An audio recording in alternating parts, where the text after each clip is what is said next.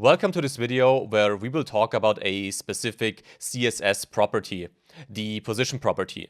Because if you are new to CSS, it might be clear that with position you can, kind of change the position of an element on your website. But the different values we have for this property and how they interact with each other, I think this can be confusing sometimes. So let's have a closer look at that in this video. So why do we use position? Well, let's think about the following setup. We have a website, so we have an HTML element, we have a body element, and we have 1, 2, 3 divs in there. So block level elements, which means that they occupy the entire space where they are located, and each block level element starts in a new line. That's clear so far.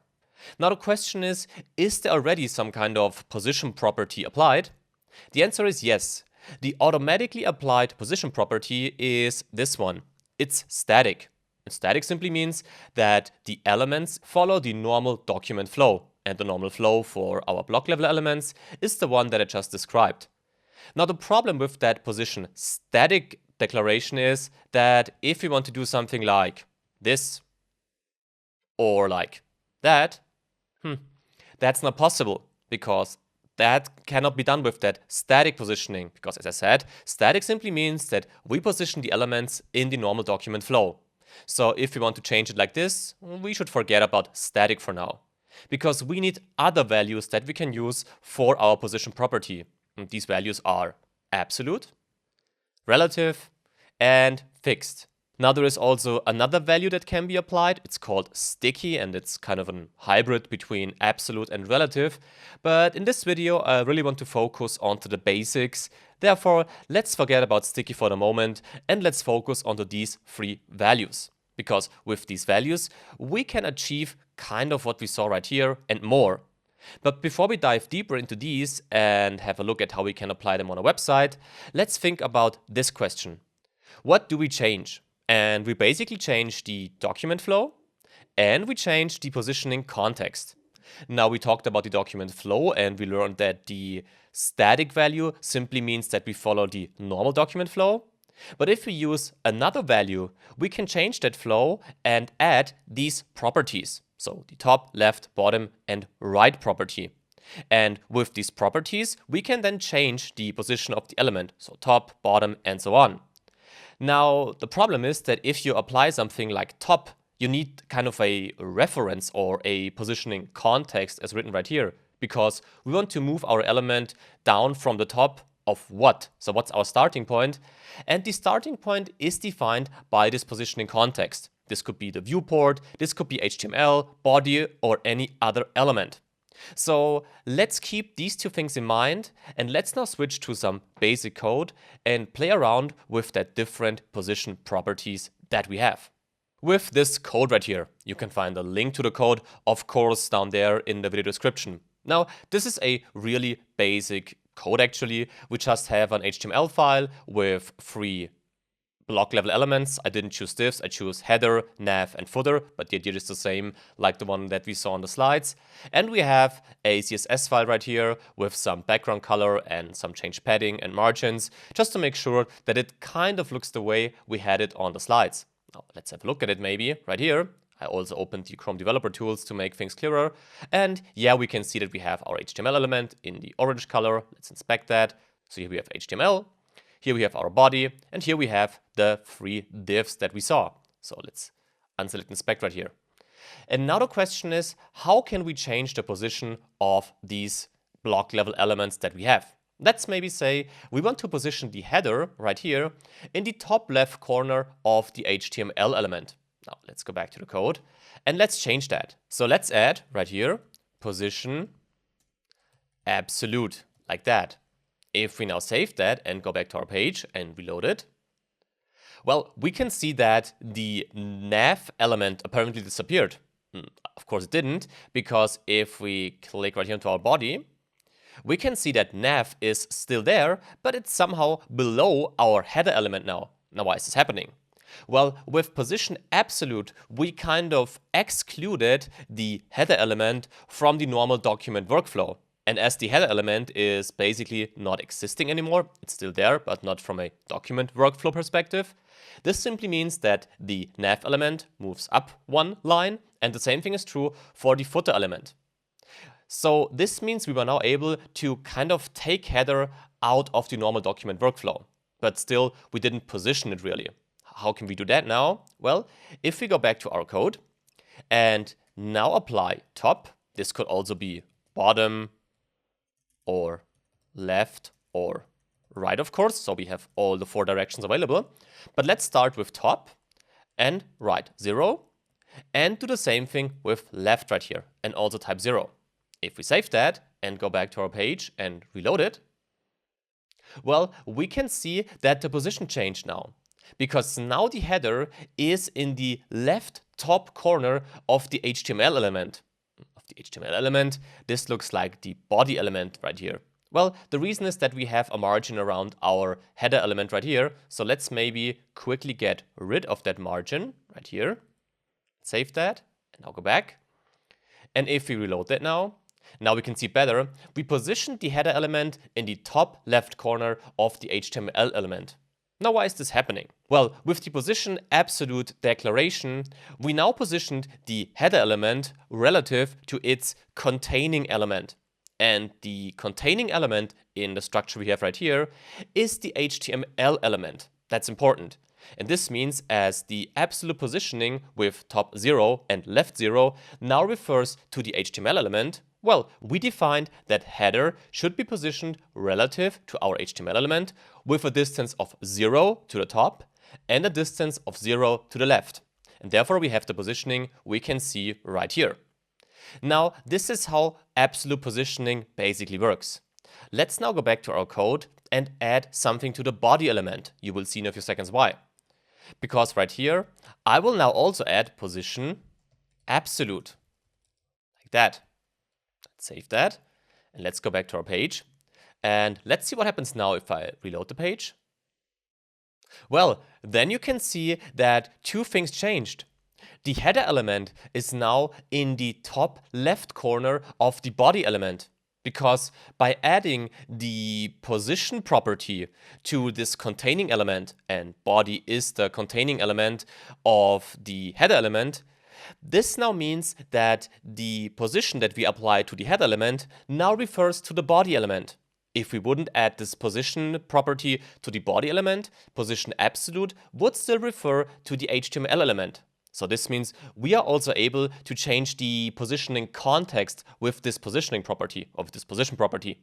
We also see that with position absolute, the general structure of being a block level element, well, kind of is not existing anymore, because now the elements, neither the body nor the header, occupies the entire space. So this was also changed. As said before, this is due to the fact that with the position absolute declaration, we exclude this element from the normal document workflow, in this case of a block level element.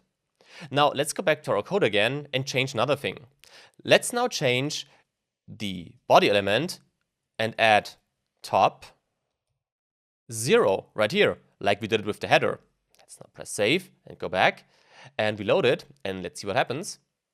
Well, now the body element is positioned without any distance, so top 0, to the HTML element. That's also interesting, right?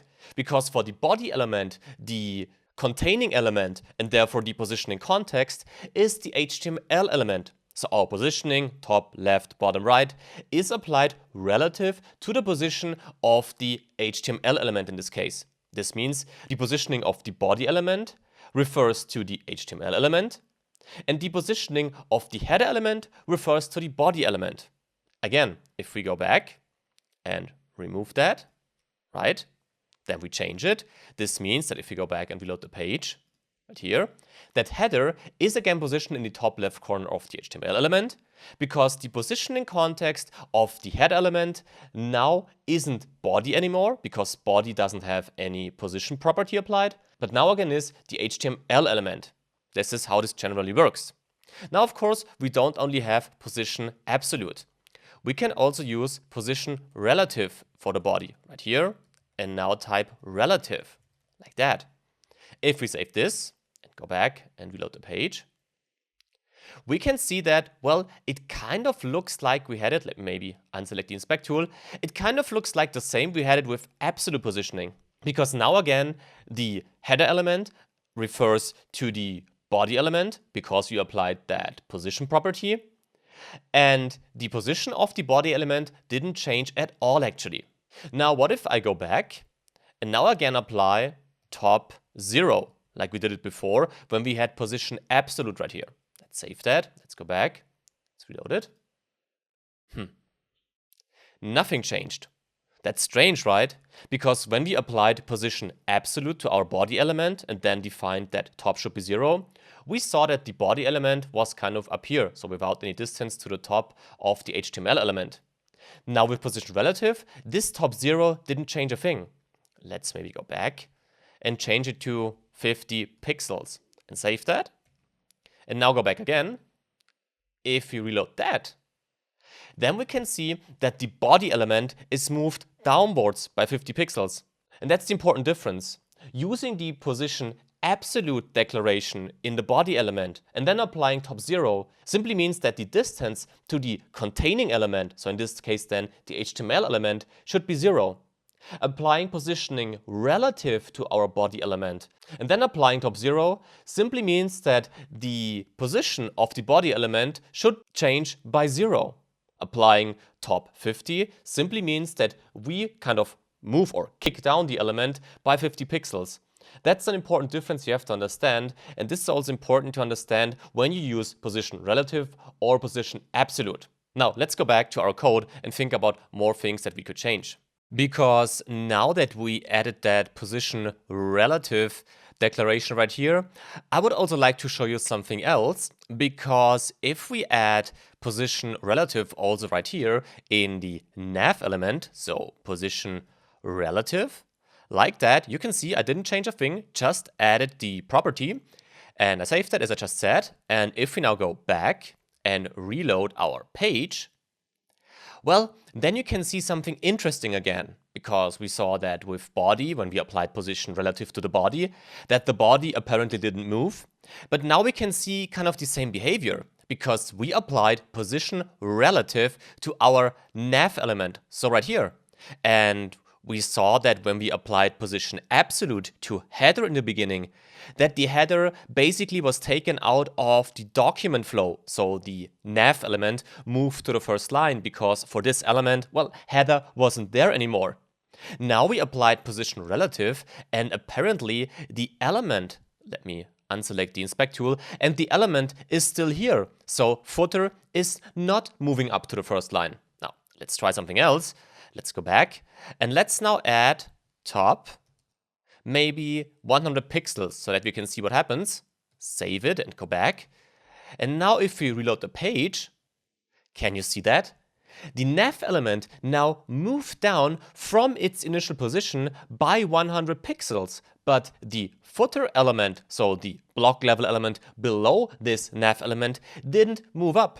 Because although we are able to move our element with the relative value applied, the element is not taken out of the document flow basically. So for the other elements, the nav element is still existing.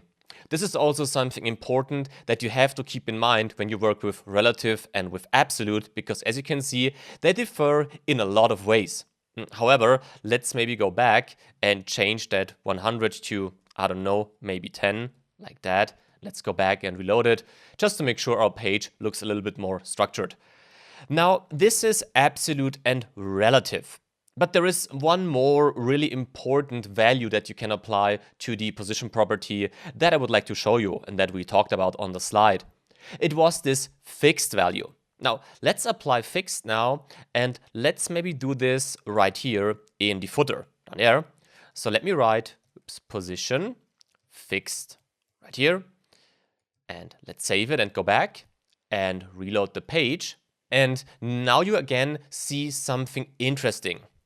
Fixed, or a fixed element, is no longer part of this normal workflow again, because as you can see right here, we are not part of the body element anymore, but we are somehow, well, kind of in the middle of nowhere at the moment. Now, let's maybe change this by going back and now again add top 0, like we did it in the beginning with our position absolute declaration right here. So let's go back and let's reload that. And now it seems that the element is, well, kind of again in the middle of nowhere, but if we inspect that, we can see that again the margin is the issue that we have. So if we now also remove the margin we had here in the beginning, right there, and now go back to our page, then we see that with position fixed, we are able to kind of, well, add our element to the top of our page. And to the top of our page is not correct actually. It's not the top of our page. Position fixed always refers to the viewport. That's really important, because we saw that with position absolute, we could position our element on top of the HTML element if we want to, or at the top border of the HTML element. But if we change that, so if we added position relative or absolute to the body element, the positioning context changed, and therefore we were not able to add our element to the top of the page, for example. And with position fixed, we can do that because, as I said before, it always refers to the viewport. Now that's interesting, but there are two more things that I would like to show you right here. The first thing is that with position fixed, we are not only able to kind of position our element depending on the viewport, there is also another cool thing, and to see this thing, we should go back to our code and just add a height of, for example, 3000 or something like that to the HTML element. The reason is just that I want to be able to scroll through the page now to show you that thing that I really like actually. So going back to our page and reloading it, we can see that basically nothing changed. But if I now scroll down, can you see it? Now we see that our footer element, so the element with position fixed applied, kind of sticks on top of our page. And this is pretty awesome actually, because with that we can easily create some fixed navigation bar on top of our page if you want it, for example. Now that was the first thing that I wanted to show you, but there is one last thing in this video that I would like you to know. And this last thing is relevant if we apply the following. Let's go back. And let's now change the header maybe right here. And let's say that this header now also has a position fixed right here, like that. And let me now apply left, maybe 100. Maybe that's too much, but we will see, because I want to show you something special. Save that, go back. That was too much, because now we can see that we have both the footer and the header on top of the page, because both are related to the viewport and top is defined as 0. But if we now change that to maybe 20 pixels, let's see if that's better now.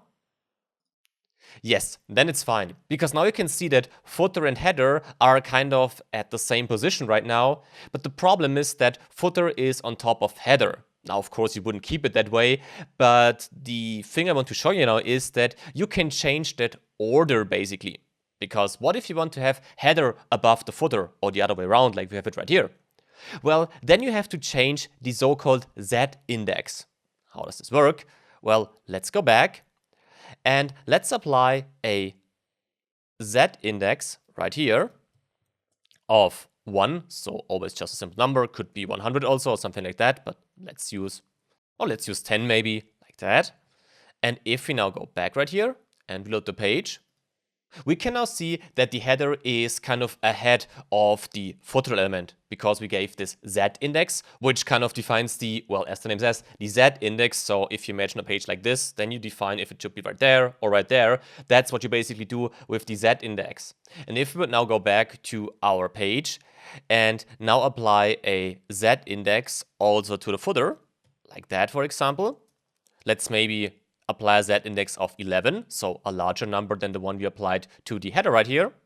If we save that, go back and reload the page again, we can see that now footer is on top of our header element. Now, that's also something that can be really helpful when you want to position the different elements on your page to make sure that your website looks the way it should look. And that's it actually. That's this positioning theory video.